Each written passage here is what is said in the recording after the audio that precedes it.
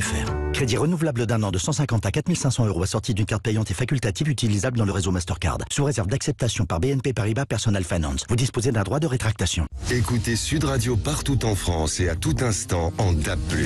Après Lille, Lyon, Strasbourg, Paris, Nantes, Marseille, Nice, Rouen, Toulouse, Bordeaux, Sud Radio arrive en DAB+, à Toulon, Dijon, Chalon-sur-Saône, Hyères, Brignoles. Le DAB+, la nouvelle fréquence pour écouter Sud Radio sur les appareils et autoradio compatibles. Sud Radio, parlons vrai. Sud Radio 10h midi, débat. Avec vous sur Sud Radio pour commenter l'actualité avec Arnaud Benedetti, professeur à la Sorbonne, rédacteur en chef de la revue politique et parlementaire. Et vous êtes également l'auteur d'un livre qui vient tout juste de paraître, Comment sont morts les politiques, le grand malaise du pouvoir, aux éditions du Cerf. On dit Cerf ou Cerf? Cerf, hein, on ne prononce pas le F. Hein. L'édition du Cerf. Oui, certains disent Cerf. Judith Weintraub, grand reporter au Figaro Magazine. Alexis Poulain, journaliste, directeur de la publication du Monde Moderne, éditorialiste sur RT France, et Mickaël Darmon qui devrait nous rejoindre, journaliste politique qui a également publié un livre, Les secrets d'un règne dans les coulisses d'un quinquennat de crise, aux éditions de l'Archipel. On va évidemment reparler des Antilles avec des voix qui, c'est vrai que pendant 2 jours on en a parlé ici en expliquant le pourquoi du comment, et maintenant on entend quand même des voix qui disent ça suffit, l'état de droit doit exister également dans ces régions, enfin dans ces territoires et départements d'outre-mer. Renaud Muselier a donc annoncé qu'il quittait LR.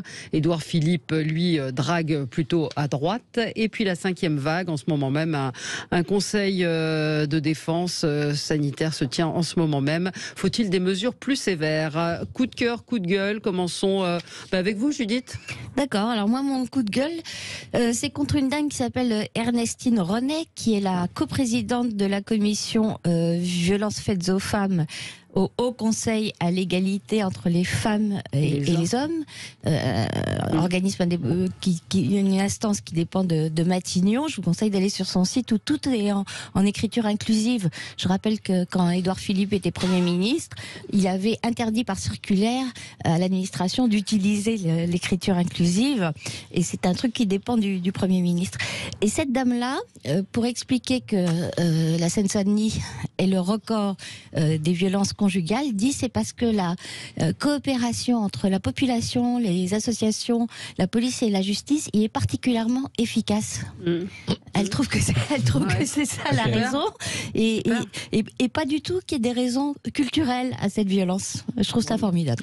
Bah écoutez, oui, elle vit dans un monde parallèle. Donc il faut aller voir sur son site effectivement ces explications. Arnaud Benedetti. Alors, je crois qu'on va oui, on va en parler après. Donc on va peut-être faire Alexis qui cherchait un coup de gueule. Il était zen aujourd'hui, Alexis Poulain. En fait, j'ai pris le déboulonnage de la statue de Jefferson dans la mairie de New York, votée par le Conseil de New York. Donald Trump avait alerté à l'époque, on s'était moqué de lui, quand on déboulonnait les statues du général Lee, en disant on commence par le général Lee, on finira, vous verrez, par Washington, par Jefferson et par tous les présidents. Et les médias américains se moquaient de lui à l'époque. Ça y est, c'est fait. On déboulonne aux États-Unis les statues de Jefferson. En France, c'est Colbert qu'on va bientôt déboulonner pour que Ramayad se promène rassuré dans les rues de la capitale.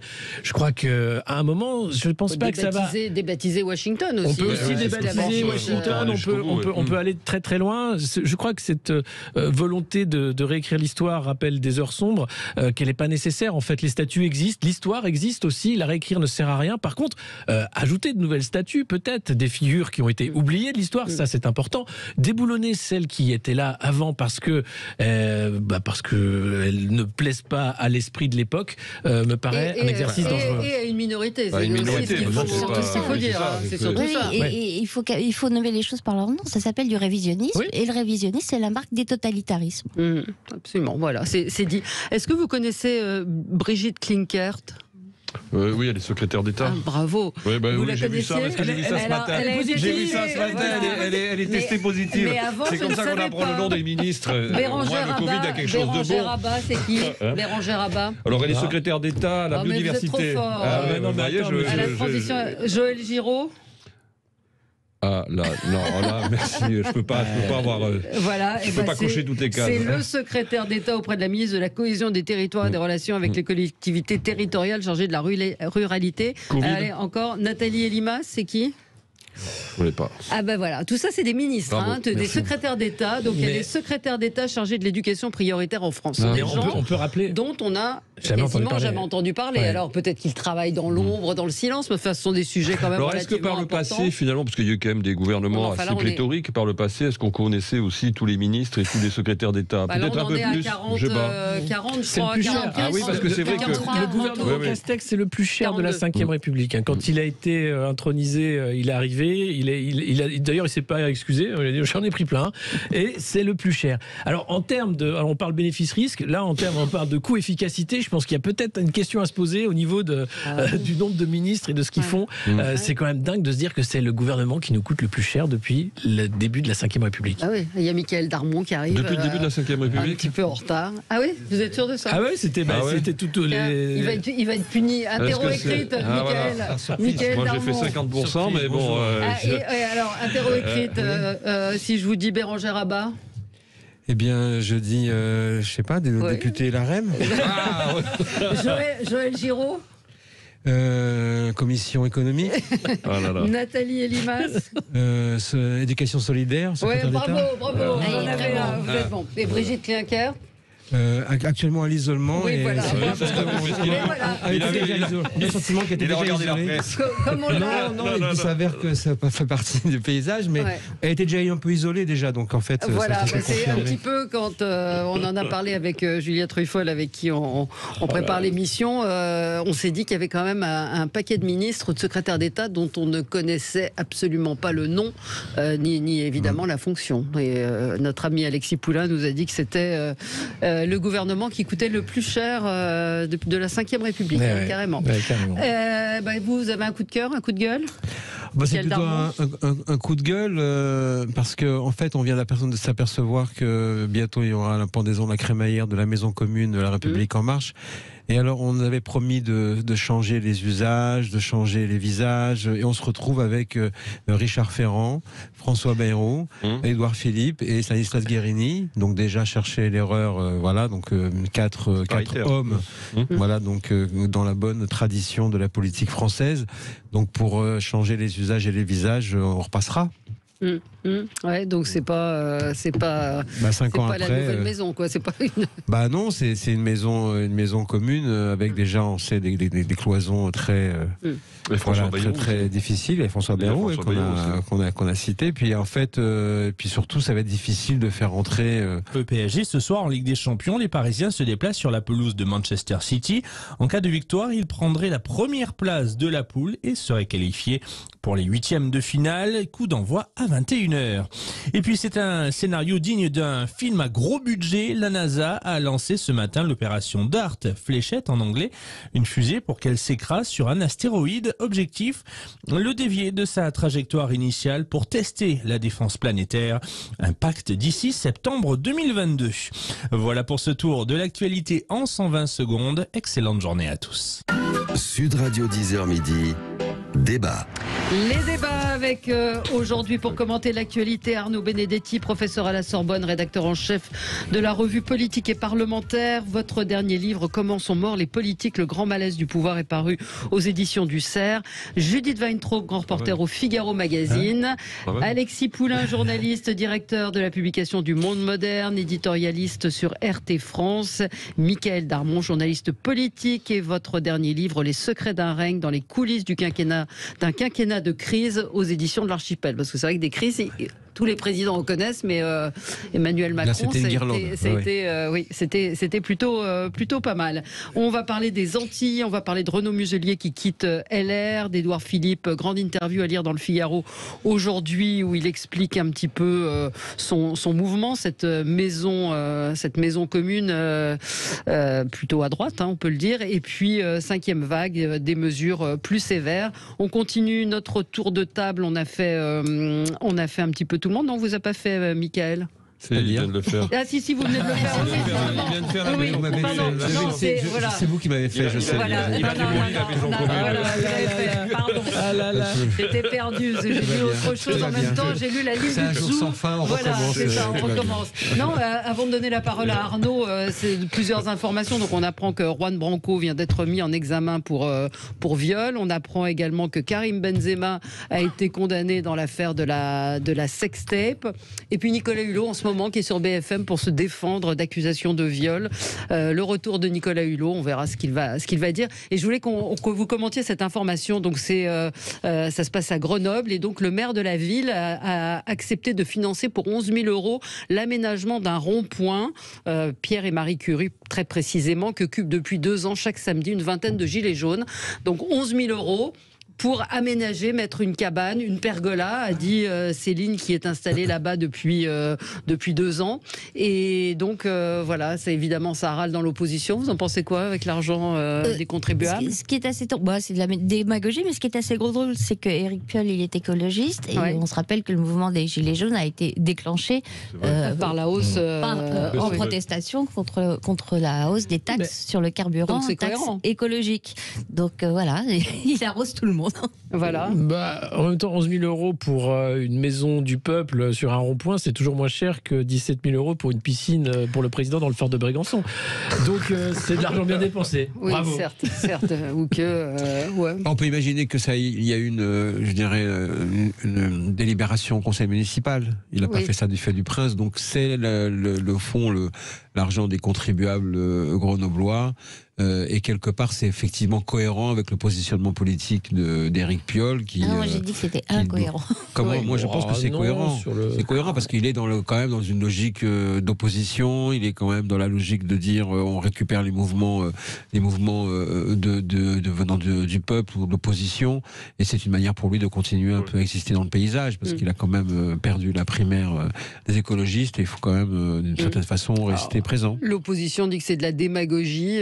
Que c'est scandaleux d'utiliser l'argent des contribuables et qu'elle lui suggère d'aider les salariés de l'entreprise Richardson dont le stock vient de partir en fumée avec 15 employés au chômage. Voilà, donc l'utilisation, après c'est l'argent, c'est le maire, il décide de ce qu'il fait. Mais alors mettre une table, une pergola et des chaises, pourquoi pas, c'est un lieu de vie. Mais pas de chauffage alors, puisqu'il est non, parce qu'on a appris effectivement qu'il n'y aurait plus de champignons à Lyon en particulier en extérieur et c'est vrai que chauffer dehors, ça n'a pas de sens. Alors, votre coup de gueule, Arnaud Benedetti. Il ne vous a pas échappé qu'il se passait quelques événements aux Antilles depuis maintenant quelques jours. Donc, l'exécutif a envoyé des renforts de police pour établir l'ordre public, ce qui paraît bien évidemment tout à fait logique en l'occurrence, mais quand même il y a un grand absent, c'est le ministre des Dom-Tom qui ne s'est pas rendu en Guadeloupe. Moi je trouve que c'est une erreur parce que ça vraiment donne le sentiment qu'on a une gestion très coloniale des Antilles, c'est-à-dire qu'on envoie la troupe d'abord et éventuellement on discutera ensuite dans un deuxième temps.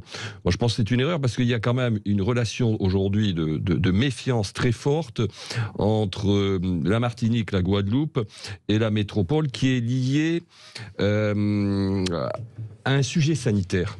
Et le sujet sanitaire qui explique pour une part la défiance des Antilles vis-à-vis de la question de la vaccination, elle est liée à une autre actualité sanitaire qui est la question du chlordécone, qui a véritablement pourri la relation de confiance entre les Antillais et l'État et les autorités sanitaires.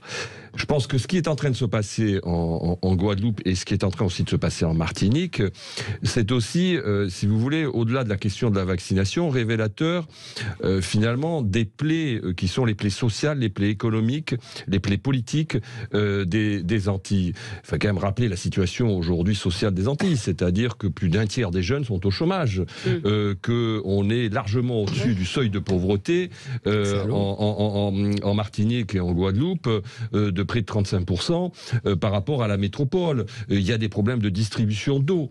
Donc aujourd'hui, la politique qui consiste en effet à concentrer la solution uniquement sur le sécuritaire, à mon sens, est une très mauvaise politique qui, en la matière, ne fait que finalement radicaliser une partie de la population aux Antilles, en Guadeloupe et en Martinique. Et je trouve quand même que l'absence du ministre des Dom-Tom, enfin moi je la trouve assez choquante. Il exprime que le déplacement d'un ministre est une pression de plus sur les forces de l'ordre et sur les services de l'État. C'est-à-dire qu'un ministre qui se déplace, il y a encore plus de forces de l'ordre et certains pourraient opposer le fait que, pour le coup, on peut vous renvoyer l'argument de colonialisme. C'est-à-dire on vient de la métropole pour... Sachant que...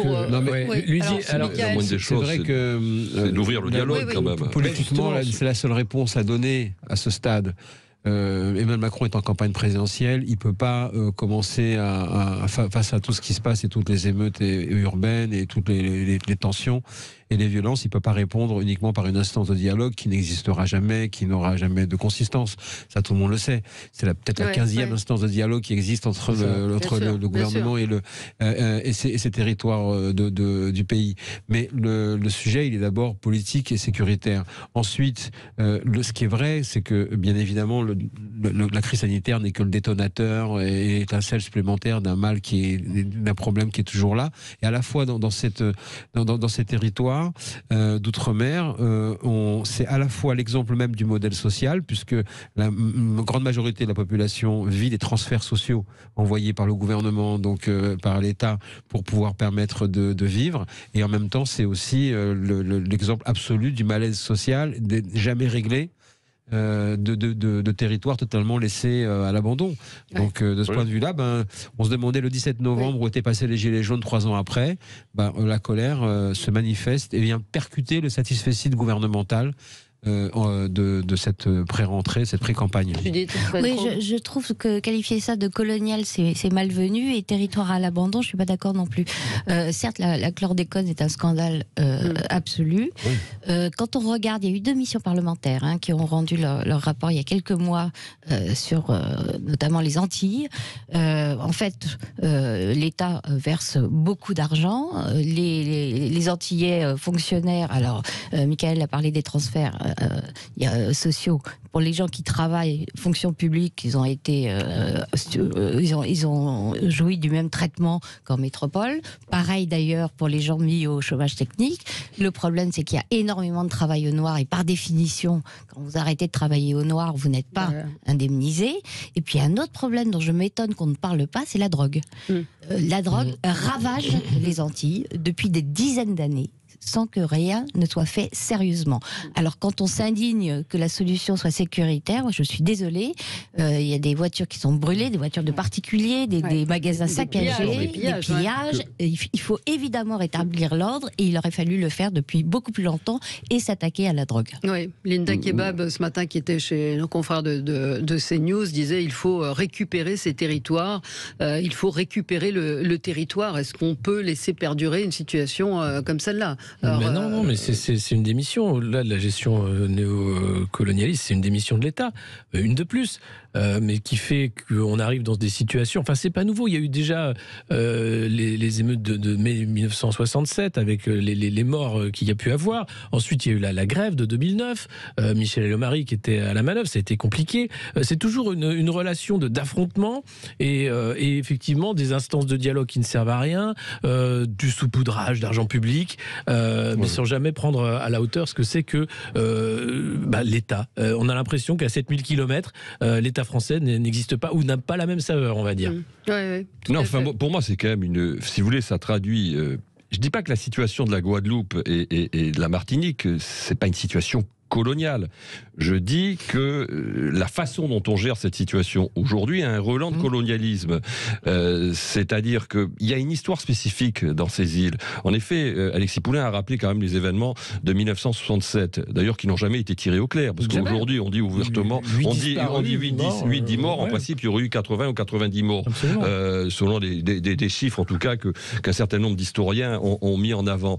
Donc il y a une relation très spécifique avec ces territoires, et et je trouve que la façon dont aujourd'hui on ne le gère que sur le plan sécuritaire, à mon sens, on la gère. Mais si, on la gère essentiellement sur le plan sécuritaire. Dans la séquence, ce territoire que dans l'urgence. On ne le traite que dans l'urgence et la séquence dans laquelle on le traite, c'est bien évidemment une réponse uniquement sécuritaire à ce stade.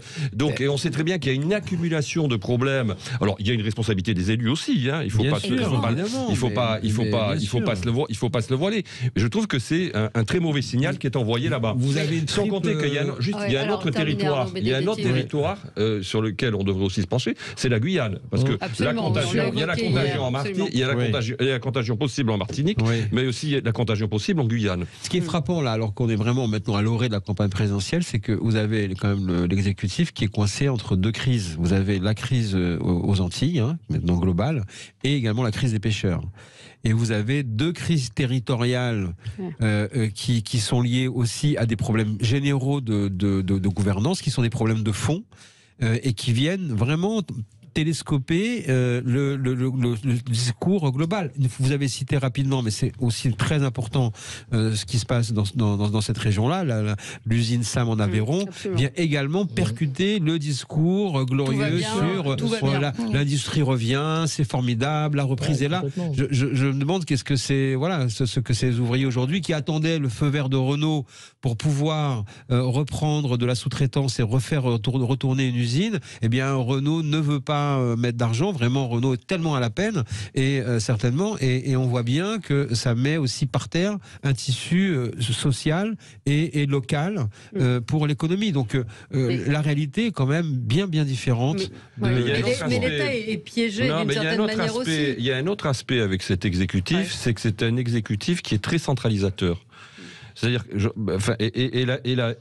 la façon dont on réagit aujourd'hui avec les Antilles est tout à fait révélateur. C'est-à-dire, c'est quand même d'abord un logiciel très jacobin qui quelque part les anime. Et c'est très surprenant parce que, quand même, souvenez-vous, Emmanuel Macron en campagne en 2016 ou 2017, c'était plutôt l'homme du pacte girondin. Il fallait renouveler, finalement, faire vivre les territoires. Et tout son quinquennat a été un quinquennat d'affrontement avec les territoires. Un candidat 2.0 et c'était un président 1.7. De découverte au dernier moment des problèmes. Le manque d'anticipation est quand même mais là, très le gouvernement est piégé avec la situation. Quand on voit que le Cornu ne veut pas y aller...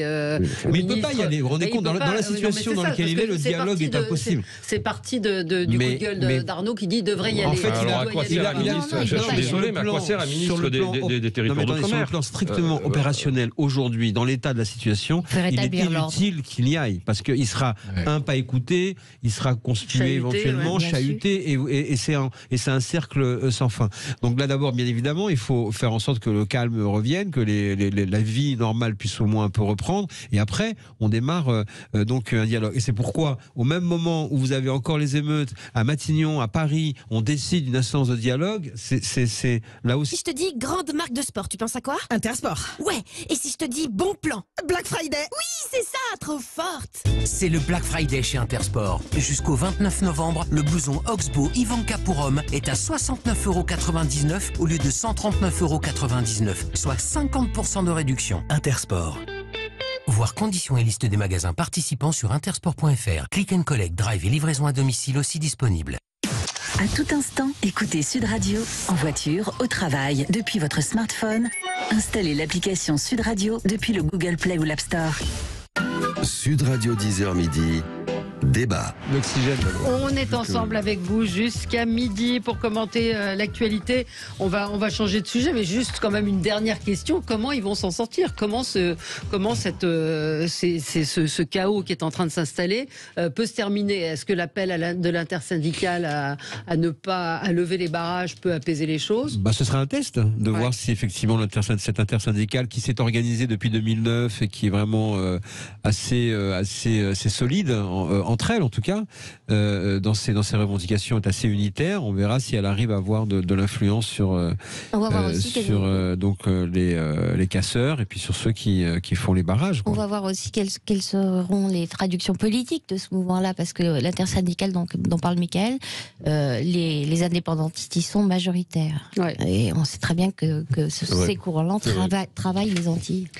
Renaud Muselier donc quitte les LR. Le président de de la région PACA a annoncé ce matin donc qu'il quittait le groupe Les Républicains en regrettant une dérive politique vers l'extrême droite de certains tels que Ciotti. Il faut dire que hier il s'est reçu une petite baffe de la part de Xavier Bertrand qui a refusé son soutien et Muselier dit c'est un moment important mais je ne m'y retrouve pas. Toute ma vie je me suis battu contre le Front National. Je crois qu'on a l'extrait, on va l'écouter. J'ai fait 19 combats pour les différentes familles politiques dans lesquelles j'appartiens. J'étais président et j'en ai gagné 17. J'étais président de la Fédération des Bouches-du-Rhône et secrétaire départemental d'une des plus grosses fédérations de France. J'étais secrétaire général du mouvement. Donc pour moi, c'est un moment important quand même. Mais je ne m'y retrouve pas. Je ne m'y retrouve pas. Je ne m'y retrouve pas parce que je trouve que on a un moment très important pour l'avenir de notre famille politique. Si on ne défend pas ce que l'on croit juste, ce pourquoi on s'est battu toute sa vie, toute ma vie, je me suis battu contre le Front National, en triangulaire, en quadrangulaire. Et là, on dit, sans que personne ne réagisse, non, ne touchez pas à Ciotti, vous savez. Touchez pas à ça, mais on va perdre. Et moi, je suis pas bien, voilà, donc je suis pas bien, je veux être tranquille, je suis libre, je suis élu pour 7 ans comme président de région, je veux faire de ma région la plus belle région d'Europe d'ici 2030, j'ai beaucoup d'atouts pour ça, je ne demande rien, moi, je veux que mon pays respire. Voilà, je demande rien, ça vous a fait éclater de rire. D'abord, ce qui est formidable, c'est qu'il a fait ça d'une seule prise. Ouais. C'est un acteur remarquable. Et je pense d'abord, avant tout, il faut quand même le remercier de sa présence sur la scène politique, parce qu'il met quand même de la faconde, du soleil, de la scénographie, de la dramaturgie. Là, il vient de faire un morceau incroyable. Ça fait en fait des mois qu'il pense à quitter LR. C'est de la logique absolue de ce qui s'est passé dans la continuité de l'organisation régionale. Il cherche simplement le bon moment. Et il le fait au moment idoine. Le moment où, effectivement, tout le monde regarde LR. Et lui, il vient et il tape son rival Ciotti. Il essaye de piéger Bertrand, qui a compris le piège un peu gros, qui s'en sort tout de suite. Et qui lui aussi fait une martingale sur cela. Et on a cette belle sortie de Renaud Muselier. Moi, je pense que d'abord, il faut le déclarer d'utilité public, politique, parce que franchement, il met le débat, voilà, il donne de la vie dans le débat. Voilà, qui est un peu aseptisé quand même. Alors c'est une interview de LCI, on précise. Il faut quand même rappeler qu'au régional, Renaud Muselier se défendait comme un beau diable d'être le candidat choisi par La République En Marche et par Emmanuel Macron. Jusqu'à ce que Jean Castex mange le morceau, et même après, il disait non, pas du tout. Bon, certes, il y a quelques personnes qui sont Macron compatibles sur ma liste, mais enfin, je ne suis pas du tout. Donc, en fait, il n'a pas dit qu'il rejoignait la maison commune encore. Non. On verra bien. Enfin, il ne fera pas la porte. Un lapsus tout à l'heure, Horizon, c'est le mouvement d'Édouard Philippe, les maisons communes. Et juste une petite des petits partis. C'est la coopérative. C'est la coopérative. Juste une petite précision sur Éric Ciotti, interrogé ce matin par Bourdin sur RMC. Il a dit que si au deuxième tour, il y avait Zemmour-Macron, il choisirait Zemmour, mais Marine Le Pen-Macron, il n'a pas dit je choisirais Marine Le Pen. Il a démenti. Ah. Donc voilà. Mais Alexis, oui. La droite a intérêt à gagner du temps en fait avec cette clarification que les macronistes qui souhaitent un deuxième mandat d'Emmanuel Macron se lèvent et à la maison commune. En plus, c'est bien fait. Ils ont préparé un petit lieu avec des cafés, des croissants et tout. L'appel est très net. Voilà, donc c'est facile de le faire. C'est maintenant où il faut le faire. Après, je trouve assez croquignolesque de regarder justement les responsables LR se tortiller pour dire que oui, Laurent Wauquiez avait raison, qu'ils avaient peut-être tort à l'époque où il lui tapait dessus. Et qu'aujourd'hui, ils ont claqué la porte du parti. Bien sûr. Je parle à Xavier Bertrand et Valérie Pécresse notamment, Michel Barnier. Enfin, tous qui sont en train de dire oui, c'est vrai. Est resté. Laurent Wauquiez, il est resté, mais il avait tapé à l'époque sur la stratégie Wauquiez. Et aujourd'hui, tous sont en train de faire la stratégie Wauquiez. Donc, c'est assez drôle. Et de voir que Laurent Wauquiez est le grand absent de ce congrès. Donc, c'est vraiment un moment de prendra comme Premier ministre s'il est élu. Oui, c'est gentil, ça mange pas de pain comme on dit. Mais il ne lui a pas dit. Ça mange pas de pain. Il l'a pas averti. C'est clair, oui, que ce congrès est intéressant parce qu'il montre la victoire d'une ligne politique. Surtout, c'est la ligne politique Wauquiez. Ce qu'a dit Alexis Poulain, je le partage totalement. C'est-à-dire qu'en effet, quand on voit aujourd'hui Xavier Bertrand ou Valérie Pécresse qui sont revenus dans la maison LR et qui tiennent finalement des positions qui sont celles de Wauquiez, ou en tout cas assez proches de celles de Wauquiez de 2017, 2017 et 2018. Ça, c'est une chose. Alors, quant à Muselier, bon, c'est un non-événement, hein, j'ai envie de dire. Oui, c'est vraiment un non-événement qui sera oublié d'ici 48 heures. Bon, ils sont prêts à M. Ciotti, mais M. Ciotti, jusqu'à preuve du contraire, n'est pas membre du Rassemblement national. Hein. Bon, il tient des positions sont des positions, en effet, assez proches de Éric Zemmour, en l'occurrence, mais qui sont aussi les positions d'une partie de l'électorat qui va voter lors de ce congrès, des militants. Donc, que M. Muselier ne se retrouve plus dans cette ligne. Alors, il faudrait quand même peut-être voir les déclarations multiples et variées sur 30 ans de vie politique de M. Muselier. Je ne suis pas sûr qu'il ait fait preuve d'une aussi grande vigilance quant à la droite populaire, pasquoyenne, voire même du Rassemblement national et du Front national. Il y a deux événements très tactiques qui ont eu lieu depuis quelques jours. C'est vrai aussi pour M. Estrosi, d'ailleurs. Oui, c'est vrai. Il y a eu deux événements tactiques. Il y a eu d'abord le Conseil national de samedi, où pour la première fois les candidats LR ont été comparés et jugés, alors que dans les débats ils sont observés et commentés. Là, vraiment les élus du parti, les chapeaux à plumes, et qui sont durs à soulever, hein, parce qu'il faut pas non plus, c'est pas des groupies, hein, donc pour les faire applaudir, il faut vraiment se lever de bonne heure. Et d'ailleurs, tout le monde sait que c'est la salle la plus difficile dans l'instance d'un parti, hein, c'est le Conseil national toujours. Donc de ce point de vue-là, il y a eu ce moment-là qui a fait un peu bouger les lignes apparemment. Et puis il y a cet événement de campagne avec un Muselier qui a cherché le bon moment pour sortir.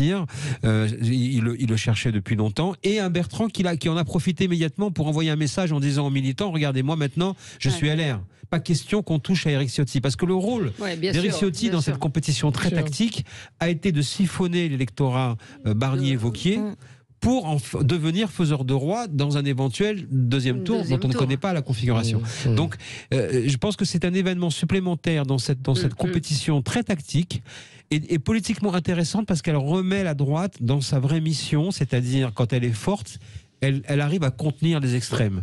Est-ce qu'elle saura encore le faire? On verra. On verra, parce que, si vous voulez, moi je pense qu'il y a quand même déjà un succès du côté des Républicains. C'est le premier étage de la fusée. C'est qu'ils ont réussi à se mettre d'accord, ce qui n'était pas gagné il y a 6 mois, il y a quelques semaines, il y a 6 semaines. Bertrand ne voulait pas participer à cette compétition. Donc déjà, ça se fait sans trop de casse. Ensuite, il faut reconnaître que la façon dont la compétition est en train de se tenir, pour l'instant, ils arrivent à s'opposer sans trop se diviser. Donc ça, c'est quand même un point positif par rapport. Prenez de l'avance. Chez SFR, pendant le Black Friday jusqu'au 29 novembre, profitez de remises jusqu'à 150 € sur une sélection de smartphones comme le Samsung S21 Plus 5G. Rendez-vous en magasin SFR. Offre soumise à condition. 5G sous réserve de couverture avec forfait compatible. L'instant Darty. Black Friday! Black Friday! Oh, Black Friday! C'est le Black Friday chez Darty. Jusqu'au 29 novembre, les écouteurs sans fil JBL Thune 225 sont à 49,99 € au lieu de 79,99 €. Commandez maintenant sur darty.com. C'est disponible dans 1 heure en magasin. Voir conditions magasin sur darty.com. Black Friday, vendredi fou. Sud Radio 10h midi. Débat. Je vois le commentaire d'un auditeur. La campagne à droite reste une série télé sitcom assez grotesque avec Ciotti dans le rôle du fourbe. Voilà, c'est un point de vue d'un de nos auditeurs. Alexis Poulain voulait réagir sur ce qu'on disait précédemment. Donc départ de Renaud Muselier des LR. Sur les LR, il faut saluer quand même le fait que le parti fait vivre la démocratie interne et finalement, on disait les partis morts et enterrés. Je trouve qu'à droite, c'est un beau retour finalement du politique, avec le Congrès, avec les gens qui se sont encartés pour pouvoir voter au Congrès, avec ces débats de bonne tenue entre tous les candidats. Ça met du baume au cœur de voir que oui, les partis politiques existent encore, qu'ils ont un rôle à jouer dans l'animation du débat. Oui, au PS, il n'y a plus rien. Non, mais bien sûr. Depuis la sortie de Stéphane Le Foll qui a dit si vous voulez Hidalgo, c'est comme ça, mais on arrête. Il n'y a pas de débat, il n'y a rien. Il n'y a pas de vie politique du parti. Là, je trouve que chez les Républicains, il y a une vie politique du parti, il y a une reconstruction, il y a une mise au clair qui prépare les législatives, évidemment, et c'est à saluer. Et heureusement, et ça devrait être la même chose à gauche. On ne le voit pas du tout à gauche. Au contraire. Et pour l'adhérent LR, qui n'a pas entendu parler de son parti depuis 2017, c'est effectivement un moment important. Les cadres débats, ils sont à la une de l'actualité, et donc ça donne, je pense effectivement ça crée un effet psychologique de dire que le vote qui détient entre ses mains, ils sont 150 000 seulement. Il y a 800 000 personnes qui suivent les débats, mais 150 000 qui votent. Et ils vont se dire que c'est un acte important. Ce qu'on ne sait pas du tout, ils sont 150 000 parce qu'il y a eu 40% d'adhésion au dernier moment. Le corps électoral a totalement changé. Voilà. C'est qui aura mobilisé le plus d'adhérents. Il faut regarder les fédérations. Alors laissez finir Judith. Il ne suffit pas de regarder les fédérations parce qu'il y a des départements, les fédérations c'est par département, et il y a des départements où c'est contraire. Par exemple en Île-de-France, tous les départements d'Île-de-France ne sont pas pour Valérie Pécresse. Exemple au hasard. Donc on est en train de discuter de lignes de fond et les débats ont lieu sur le fond, ce qui est très très bien, mais rien ne dit qu'au moment de se déterminer, les militants qui voteront ne le feront pas parce qu'ils sont venus précisément pour voter pour un candidat, quel qu'il soit. Donc la compétition ne sera pas gagnée juste par le meilleur agent recruteur. Oui, mais enfin, par exemple, on voit que dans le Nord, apparemment, ce que je crois comprendre, c'est que dans le Nord, il y a un afflux d'adhésion. On peut penser que là, de ce point de vue-là, le retour de Xavier Bertrand dans la vieille maison a dû aider. On sait quand même comment ça se passe un peu. On peut s'autoriser à penser, mais on peut aussi s'autoriser à être. Leur dilemme, ça va être entre l'efficacité et l'affinité, quoi. C'est ça le sujet. Et ce matin, Édouard Philippe s'en prend justement à cette primaire LR. Il y a un facteur important, me semble-t-il, parce qu'il y a quand même le rapport avec Éric Zemmour qu'il faut aussi scruter, des Républicains. Quand on regarde aujourd'hui les différentes études, on voit que Zemmour est en train de perdre des points du côté de l'électorat LR. Donc ça voudrait dire, c'est une interprétation, il faut être très prudent parce que faire des interprétations sur l'immédiat, c'est toujours un peu compliqué, mais ça voudrait dire quand même que le travail qui est fait là de débat au sein du Congrès est peut-être un moyen de remobiliser une partie de cet électorat qui aujourd'hui semble en effet retourner vers la vieille maison. Et donc Édouard Philippe ce matin, il dit il y a 5 ans on faisait trancher des choix programmatiques par plus de 4 millions d'électeurs, aujourd'hui il y a 5 candidats qui veulent faire arbitrer leurs ambitions par 150 000 personnes. Il est mal placé pour... Enfin, il avait quitté les Républicains, il avait déserté la campagne de Fillon. Voilà, ça l'avait pas attaché qu'il y ait 5 millions de personnes qui aient voté pour les candidats de la primaire à l'époque. Oui, il s'était pas senti engagé auprès d'eux du tout. Il ne faut pas être trop hypocrite quand même. Mais par ailleurs, elle est intéressante. Judith Weintraub. Si je dis que l'interview est intéressante, évidemment, je vais être soupçonnée de favoritisme. C'est mon journal. Quelque part, ça peut être vrai aussi. L'interview est intéressante, notamment parce que je trouve le ton d'Édouard Philippe, hormis cette pique gratuite et assez malvenue vis-à-vis de la primaire, pas du tout agressif. En fait, il dit ce qu'il dit de plus percutant à mon avis, c'est que de tous les candidats, le seul qui soit cohérent et qui ne fera pas le contraire de ce qu'il dit pendant cette campagne, c'est Éric Ciotti, parce qu'il a toujours eu ses positions. Et il signale, comme on l'a fait tout à l'heure, c'est tendu un peu. C'est tactique, comme on dirait. Nous-mêmes l'avons dit, que Xavier Bertrand, Valérie Pécresse... Venez nous voir. Non, il dit le contraire. Il dit il se droitise en discours, en parlant de Pécresse et de Bertrand, qui ont claqué la porte du parti pour protester contre sa droitisation. Édouard Philippe dit pas il se droitise, il dit il ment. Ils tiennent un discours pour être élus, qu'ils vont renier si jamais c'est eux qui sont choisis. Il dit aussi que c'est pas quelqu'un de sincère et convaincu qui a forcément raison. Donc on voit bien qu'il ménage la chèvre et le chou, c'est en même temps, puisque derrière. Mais ça veut dire qu'il n'injurie pas l'avenir et qu'il veut pas lui non plus se fâcher avec les militants, les républicains. C'est ça qui est saillant dans cette interview. Et deuxième chose saillante, alors qui est plus technique, certes, il va rejoindre la maison commune dans laquelle François Bayrou l'avait convié il y a déjà de longues semaines, mais il prévient tout de suite, c'est pas la maison commune qui décidera des investitures aux législatives. Voilà, et ça c'est extrêmement important. Grand problème à venir et la grande castagne à venir, puisqu'il demande déjà quelques 80 circonscriptions. François Bayrou hurle et Charles Ferrand font le siège d'Emmanuel Macron en disant qu'il n'est pas question de laisser prendre tout le terrain.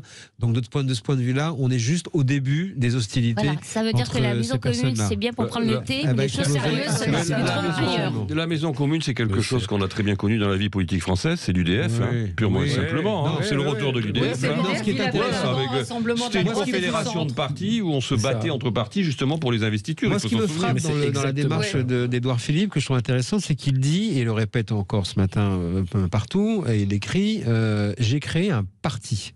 Or, Emmanuel Macron arrive dans la vie politique en disant il n'y a plus de parti. En Marche est un mouvement. Et donc, il a fallu beaucoup de temps avant. D'ailleurs, encore aujourd'hui, les marcheurs ne parlent pas de parti. Et lui, il parle de parti. Il disait au début j'ai créé un parti, pas un club. Suivez mon regard. Donc, en fait, il continue, à mépriser les marcheurs, absolument. Il les considère absolument pas. 2, il considère qu'évidemment, il veut les manger. Et 3, il joue, effectivement, comme dit Judith, il est un peu le hotspot des futurs arrivants de la droite, qui vont arriver et leur dit venez chez moi pour pouvoir être au fond intégrés dans la machine, pas dans la Macronie du tout. Pas dans la majorité. Il ne parle jamais de la maison commune. Encore ce matin, et puis alors, quand il parle d'Emmanuel Macron, il est fait de métal. Moi, je trouve que comme compliment, c'est pas mal. On aurait pu trouver mieux. Et en fait, en réalité, sous couvert à chaque fois de le porter, en réalité, il est toujours en train d'être assez sévère avec lui. Comme le titre de son livre, Impression et ligne claire, impression floue. Même dans l'interview, il explique qu'en fait, il fait son mouvement pour son parti, donc pour monter au-dessus des contingences immédiates, en déplorant que les contingences immédiates dominent la vie politique. Il dit moi je vise 2030, 2040, 2050. On lui fait remarquer, il vise 2027, on lui fait remarquer que justement le programme d'Emmanuel Macron c'est la France 2030, le plan 2030. Et il dit oui. Oui. Non, en fait, franchement, il ne considère absolument pas cet exécutif. Il n'avait pas de bonne relation avec Emmanuel Macron. Aujourd'hui, on le sait. Et vous confirmez, je crois que c'est Jean-Michel Apathy qui dit dans son livre qu'ils n'ont dîné ou déjeuné en tête-à-tête qu'une seule fois ou 2 fois. J'ai eu la faiblesse aussi de le dire de mon côté et de le raconter. C'est-à-dire qu'en fait, effectivement, et Jean-Michel Apathy aussi a raison, mais de ce point de vue-là, il y a eu beaucoup de points de rupture. Emmanuel Macron voulait se séparer d'Édouard Philippe dès le début de l'année 2020. Le confinement a changé les plans. Il disait à ses collègues, à quelques ministres importants dans le gouvernement, Juppé, c'est fini, ça suffit. Donc, de ce point de vue-là, ils savent qu'ils sont en tension, ils ne partagent pas les mêmes approches. Et Édouard Philippe est arrivé dans ce camp. On verra avec quelle énergie politique. Moi, je le demande toujours à voir. Et puis, on attend son prochain livre. Mais bon, ça c'est d'accord. Mais ça c'est des jeux. J'allais dire, ça c'est les jeux. Si un jour on veut être chef, on n'écrit pas un bouquin avec son copain. Je suis d'accord. C'est les jeux, mais c'est les jeux politiques traditionnels. On sait très bien que dans une coalition, de toute façon, il y a toujours des inimitiés. Ça a toujours fonctionné comme ça dans la vie politique. C'était vrai sous la 3e, c'est vrai sous la 4e, et c'est vrai sous la 5e. Sur le fond, Édouard Philippe et Emmanuel Macron. Sur le plan, j'allais dire, du fond politique, du contenu politique, rien ne les sépare. C'est-à-dire qu'ils vont. Ah non, moi je suis pas d'accord. C'est la même logique. C'est-à-dire, c'est une. Non, mais après c'est des questions de méthode, mais c'est pas des questions. C'est pas des questions. Tordu sa réforme des retraites. C'est pas des questions. Sur tous les sujets écologiques, sur le fond, non. Si ils ont la même vision, c'est-à-dire une vision de l'adaptation de la France aux standards de la globalisation. Alors après, en effet, vous pouvez avoir, j'allais dire, des nuances dans l'application, dans le rythme, dans la façon dont on va mener un certain nombre de réformes. Est-ce que la réforme des retraites sera paramétrique ou pas? Bon, ça je suis d'accord, mais c'est du détail sur le fond. La réalité idéologique, c'est quand même le même fond idéologique. Et en effet, après, vous avez des conflits, des inimitiés qui sont propres, j'allais dire, au fonctionnement de la vie politique. On évoquait tout à l'heure les sincérités à géométrie variable. On peut aussi évoquer celle d'Emmanuel Macron, qui commence quand même du côté de chez Rocard et qui termine plutôt du côté de chez Giscard, comme dirait l'autre.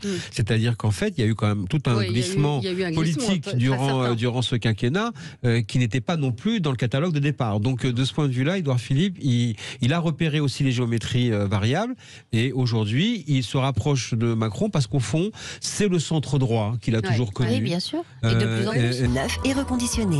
Orange. Offre et conditions disponibles en boutique et sur orange.fr.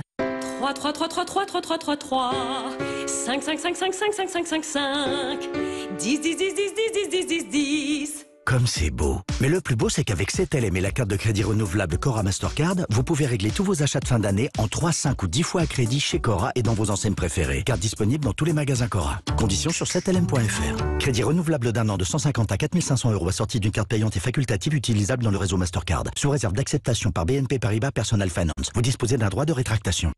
Sud Radio 10h midi. Débat.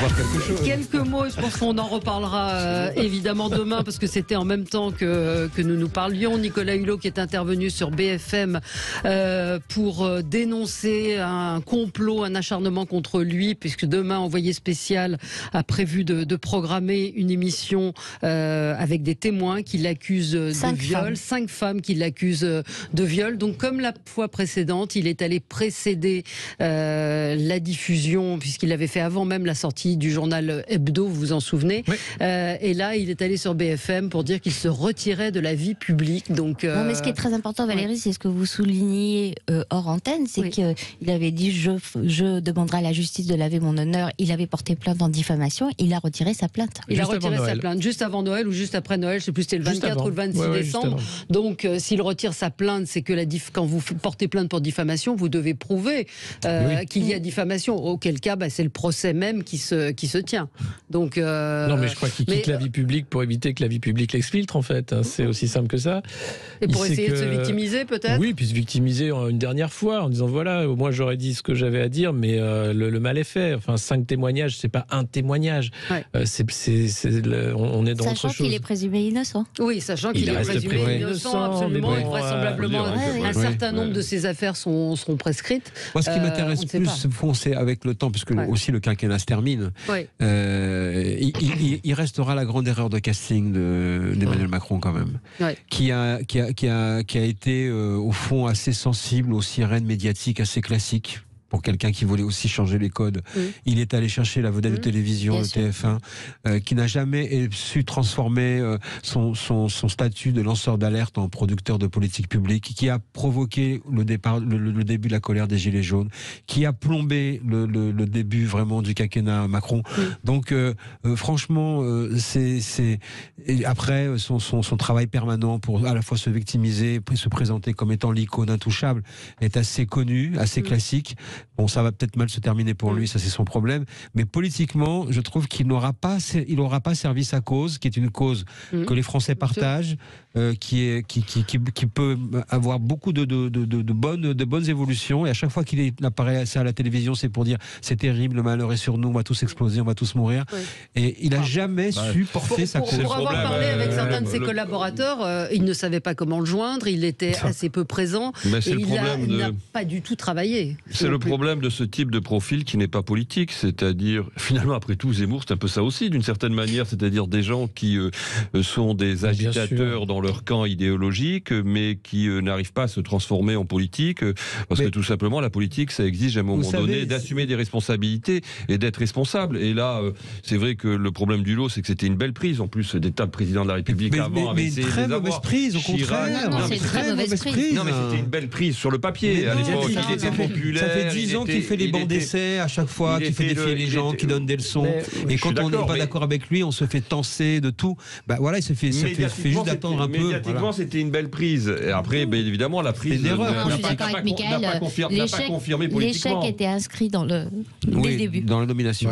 Oui, mais vous vous souvenez comme il a été défendu à l'époque du premier papier Hebdo. Et c'est ce qui a été dénoncé. Il faut saluer Jean-Michel Empathy qui avait remis ça à Petit sur le tapis Empathy, pardon. Mais qui était un des rares journalistes justement à remettre ça en disant c'est pas normal qu'Hebdo est fermé suite à ces révélations, puisque elles existent. Les faits sont prescrits, mais les faits sont là. D'où le fait qu'il n'est pas allé en diffamation. Et il a été tellement défendu parce que justement lui qui se voulait le pourfendeur du système, on était absolument l'incarnation. Oui, mais c'est-à-dire que Hebdo a fermé parce qu'il n'était pas viable. Non, le projet n'était pas viable. Oui, parce que le projet n'était pas viable et ça n'a pas de rapport. Il savait très bien qu'il n'irait pas au-delà, à moins que ce numéro-là ait relancé. Non, ils avaient la folie des grandeurs, c'est sûr. Oui, mais il y avait pas de. Mais il y a eu. Enfin, ces journalistes ont été, moi je me souviens, totalement traînés dans la boue, attaqués. Personne ne les a défendus. À commencer, encore une fois, on se souvient de Marlène Schiappa sortant bras dessous, avec Nicolas Hulot. Donc, on va regarder Envoyé spécial demain soir. Et puis, on en reparlera. Conseil de défense sanitaire ce matin à l'Élysée. Comment enrayer la progression, j'allais dire la transgression de cette nouvelle phase épidémique avec donc une contamination de plus en plus importante visiblement, Alexis Poulain. Moi je trouve ça génial, je suis content. On commente rien là. Hein, on retrouve les discours d'Emmanuel Macron avec ce ton grave, la guerre contre le Covid, tout ça. On retrouve les discours de Jean... non, il est à l'isolement, pas les discours de Jean Castex. Et puis on retrouve les conseils de défense avant le Conseil des ministres pour dire attention les enfants, il va se passer un truc. Quoi ? On ne sait pas. Alors la 3e dose, parce que voilà. Alors le hic dans toute cette affaire, c'est la communication gouvernementale qui a été une catastrophe depuis le début sur les masques. On va pas le refaire. Oui, bien sûr, mais sur la vaccination. Rappelez-vous le début de la campagne. Le truc est lunaire. Il a fallu attendre des mois pour avoir des centres de vaccination. Les médecins ne savaient même pas comment ça se passait. Morissette, etc. Là, on arrive avec la communication de l'été, le pass sanitaire pour pousser les Français à la vaccination. Ce qui a marché. Mais l'erreur fatale, c'est de dire qu'avec la vaccination, on mettait le Covid derrière nous, qu'on retrouvait la vie d'avant. Alors, c'est le moment où je vous cite Olivier Véran. La vaccination protège à 100% du confinement. Voilà. Si tout le monde s'était vacciné. Mais non, parce qu'il faut 3 doses. Oui, mais Valérie, il faut 3 doses. Et que le vaccin n'est pas sûr à 100%. D'accord. Et là, les Français qui ont tout bien fait, les doubles vaccinés qui pensaient être l'élite de la nation, en disant moi j'ai tout bien fait, là on dit aux doubles vaccinés, vous retombez à la case 0, il faut la 3e dose, sinon vous valez rien mieux que les sordants qui ne sont pas vaccinés. Non, c'est pas ce qu'on dit exactement non plus. Là où je suis d'accord sur la communication, on va pas refaire tout, mais c'est simplement de ne pas dire les choses comme elles sont. Il faut dire. Y compris je ne sais pas. Il faut dire je ne sais pas. Et surtout, il faut dire ça ne s'arrête pas. Et ça ne s'arrêtera pas. Et on voit bien à quel point maintenant le gouvernement essaie simplement de manière subliminale de faire passer ce message, parce qu'eux ne parlent jamais de 3e dose, le gouvernement parle de rappel. Le rappel, c'est fait donc pour être rappelé. Donc ça veut dire que ça installe l'idée de permanence et de pérennité. Donc c'est ce qu'il faut dire. Pourquoi ils n'ont pas le courage de le faire ? Ça, c'est la première des choses. La deuxième des choses, c'est qu'il y a une réaction, il y a une déclaration de fulgurance, mais il faudrait que la réaction soit aussi fulgurante. Donc effectivement, il faut ouvrir, il faut être audacieux, ouvrir la vaccination 40 ans, sortir des critères, arrêter d'être dans les clous. Et une fois de plus, Emmanuel Macron sait que, il voit que son discours est télescopé par la 5e vague, et 2, ils ont parfaitement vu à l'époque que Donald Trump a été jugé à l'Élysée, c'est l'Élysée. Il a été jugé sur la gestion du Covid. Depuis le début, à l'Élysée, mais ça a été regardé par les conseillers d'Emmanuel Macron qui ont dit on a bien vu et bien compris que c'est la gestion du Covid qui a déterminé la fin du vote Trump. D'où d'ailleurs la cérémonie prévue en mars pour les victimes du Covid. Donc il y a quand même là ça commence à devenir tangent, plus toutes les crises qu'on a évoquées et les tensions politiques. On est bien rentré dans le cœur de la campagne. La communication était mauvaise, je crois que c'était un fait acquis, surtout au début en l'occurrence. Enfin, c'est aussi leur politique qui a été mauvaise, parce que le défaut d'anticipation, le fait qu'on ne dispose pas de la logistique nécessaire pour faire face dans l'urgence à la crise, tout ça, c'est pas des problèmes de communication, c'est des problèmes politiques. La communication, en effet, c'est qu'on a le sentiment qu'ils nous ont caché la copie ou qu'ils ne sont pas allés tout à fait jusqu'au bout de la logique de vérité, finalement, que l'opinion publique est, à mon avis, beaucoup plus prête à entendre qu'ils ne l'imaginent. Mais il y a un autre sujet au-delà du politique. Alors, les politiques ont une responsabilité, je ne le nierai pas. Mais il y a aussi une responsabilité de la communauté médicale et d'une partie de la communauté médicale et de la communauté scientifique. C'est-à-dire qu'on leur a vendu quand même. Il faut se souvenir, parce qu'on oublie très vite parfois l'historique récent de la crise, mais vous aviez des médecins, des scientifiques qui allaient sur les plateaux et qui vous disaient que de toute façon, une fois qu'on aurait le vaccin, il n'y avait pas de problème, on sortirait de la crise sans aucune difficulté. Ce discours, il a été tenu par un certain nombre. Mais il n'est pas faux. Regardez les... Pardon, c'est pas on n'est pas enfermé. Non, mais la crise serait vraiment derrière nous, là, en l'occurrence. Le discours qu'il tenait, c'était pas... C'est-à-dire qu'on ne vivrait... Il n'y avait même plus la question. La question n'était même plus de vivre avec le virus. C'était de dire... Non, mais on va la question de la vie d'avant. C'était le retour de la vie d'avant. C'était chez les médecins que vous aviez quand même le plus de rapport au doute dont parle Judith, effectivement. Pas tous. Oui, et il y a quand même une question politique qu'on oublie, c'est d'avoir c'est même politicard de la part d'Emmanuel Macron, systématiquement, il s'est protégé des minorités les plus sceptiques. D'où la lenteur de la campagne vaccinale. Les rendez-vous avec le professeur Raoult. Voilà, d'où le fait que maintenant, il a fait du en même temps, maintenant ce pass sanitaire n'est toujours pas transformé en pass vaccinal, contrairement à ce qui se passe en Italie, par exemple, parce que toujours il a peur de la minorité. Regardez ce qui se passe à l'étranger, c'est en Italie, il faut un pass sanitaire pour aller bosser. Vaccinal. Vaccinal, pardon. Mais en Autriche, on confine. À Gibraltar, ils veulent suspendre les fêtes de Noël de la municipalité, alors que c'est une population vaccinée à 100%. Je veux dire, c'est pas blanc et noir.